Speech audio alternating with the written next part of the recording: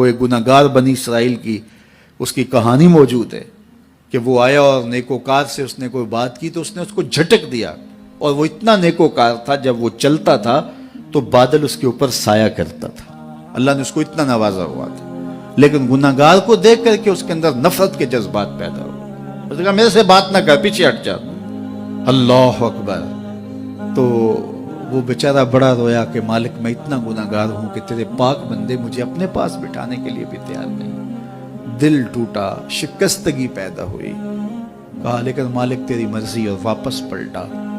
لیکن جب واپس پلٹا تو وہ بادل کا سایہ جو اس نیکوکار پہ تھا وہ سایہ اس گناہگار کے سر پہ آ گیا۔ تو وہ کرم نوازی جس پہ فرما دے، اس کے سارے بندے ہیں، تو اللہ کو جو ہے وہ تکبر کی نیکی نہیں، وہ گناہ جس کے بعد عجز پیدا ہو اللہ کو وہ پسند ہے، وہ گناہ جس کے بعد توبہ کے جذبات ابھرے، بندے کو شرمندگی کا احساس ہو۔ تو مت ایسے بنے کہ 4 نمازیں پڑھ لیں تو سب بے نمازیوں کو حقیر جاننے لگ جائیں، تھوڑا سا کام کر لیں، صدقہ و خیرات کر لیں تو باقی مالداروں کو حقیر جانے لگے۔ آپ کو دین کے کام کی توفیق مل گئی ہے تو آپ دین کے ٹھیکیدار بن کے بیٹھ جائیں کہ میں اتنا بڑا جلسہ کروایا، اب میرے علاوہ تو کوئی یہاں مسلمان نہیں رہتا، میں ہی سب سے بڑا عاشق رسول ہوں، میں ہی سب سے بڑا مسلمان ہوں۔ نہ، ایسا نہ کیجئے، اللہ نے آپ کو توفیق دی، آپ نے لوگوں کو دعوت دی، پتہ نہیں کس آنے والے پہ کتنا کرم ہوا ہے، یہ تو ان کی رحمتیں ہیں، وہ جس پہ چاہے جیسے چاہیں برس جائیں۔ ہم کو ٹھیکیدار تھوڑے ہیں، ہم تو نوکری کرنے والے ہیں، ہم تو جوتے اٹھانے والے ہیں، ہو سکتا ہے کس کے صدقے۔ میرے والد گرامی مجھے یاد آتے ہیں، وہ مجھے فرمایا کرتے تھے جب گفتگو کے لیے نکلنے لگے اور لوگوں کا ہجوم ہونے لگا تو وہ مربی تھے بڑے، اور بڑی حکمت کے ساتھ جو ہے وہ کوئی نہ کوئی بات سمجھاتے رہتے تھے۔ تو ایک دن فرمانے لگے کہ ایک خطیب تھا، بظاہر اچھا کتاب کرتا لیکن اندر سے وہ اتنا اچھا نہیں تھا، تو جب وہ فوت ہو گیا تو وہ بخشا گیا، تو اس نے اللہ سے کہا کہ میرے مالک میرا تو کوئی عمل ہی نہیں ہے کہ میری بخشش ہوگی اور میری مغفرت ہو گئی۔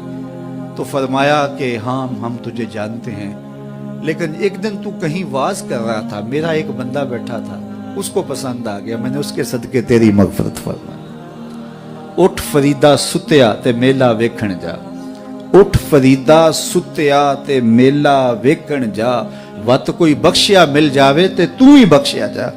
تو پتہ نہیں کس کے صدقے سے اللہ رحمتوں کا نزول فرماتا ہے، بے عمل کو دیکھ کر کے اس سے نفرت نہیں ہے، نفرت تو گناہ سے ہے، گناہگار سے نہیں ہے، لیکن کوشش کی جائے کہ یہ عمل بد چھوڑ دے۔ اللہ اکبر۔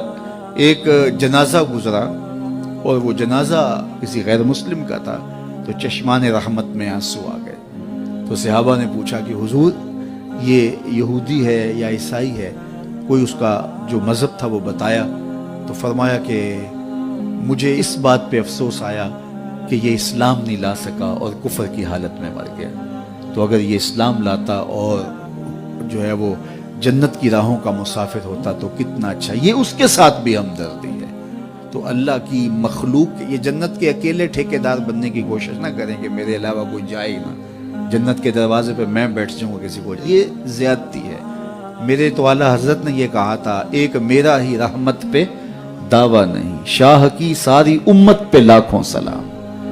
تو اس لیے امت سازی کی ایک تو کوشش کریے، اپنے اندر باہمی چھوٹے چھوٹے نزاع اختلاف، یہ انسانی فطرت ہے، انسان کے اندر طباع کے اندر اختلاف ہے، ترجیحات کے اندر جو ہے وہ اختلاف ہے، اپنے اپنے مزاج کے اندر تفاوت ہوتا ہے۔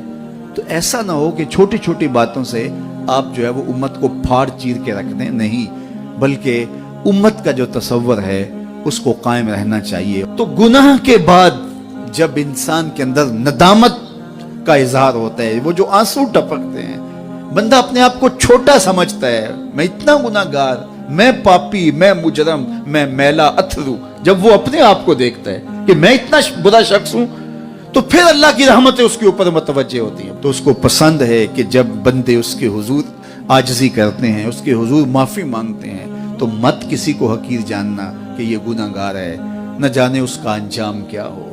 کتنے گناہگار ان کا آخر اچھا ہو جاتا ہے، کتنے نیکوکار ان کا آخر اچھا نہیں ہوتا۔ انما الاعمال بالخواتیم، وہ تھی تو فاحشہ عورت لیکن ایک کام کیا کہ ایک کتے کو پانی پلا دیا، اپنے دوپٹے سے جوتا باندھ کر کنویں میں لٹکایا اور اس کو پانی پلا دیا۔ حدیث پاک میں آتا ہے اللہ اس کے صدقے سے اس کی خطائیں معاف فرما دی۔ اور ایک نے بلی کو مار دیا خاتون کو، اور وہ جہنم کی آگ میں جلنے لگی۔ اس لیے کون کس کا انجام کیا ہوتا ہے؟ ہمارے بزرگ فرماتے ہیں کہ بچے سے پیار کرو کہ اس کے گناہ کم ہیں، اور بڑے سے پیار کرو اس کی نیکیاں زیادہ ہیں، اس کی نیکیاں زیادہ ہیں۔ چھوٹے سے اس لیے پیار کہ اس کے گناہ کم ہوں گے، اور بڑے سے اس لیے پیار کہ اس کی نیکیاں زیادہ ہوں گی۔ اور اسی طرح جو ہے وہ خیال کرو کہ ہو سکتا ہے اس کا انجام بخیر ہو جائے اور اس کا آخر کتنا خوبصورت ہو۔ تو مت کسی کو حقیر جانیے گا۔ ایک میرا ہی رحمت پہ دعویٰ نہیں، شاہ کی ساری امت پہ لاکھوں سلام۔ تو حضور کی امت سے پیار کرو، مخلوق خدا کو جوڑنے کی کوشش کرو۔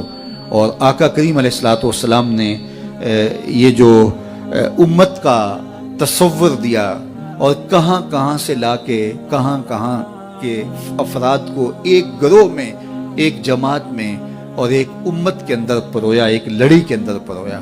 اس امت کو امت ہی رہنے دیا جائے۔ اللہ مجھے آپ کو اپنی پناہوں کا حصار عطا کرے۔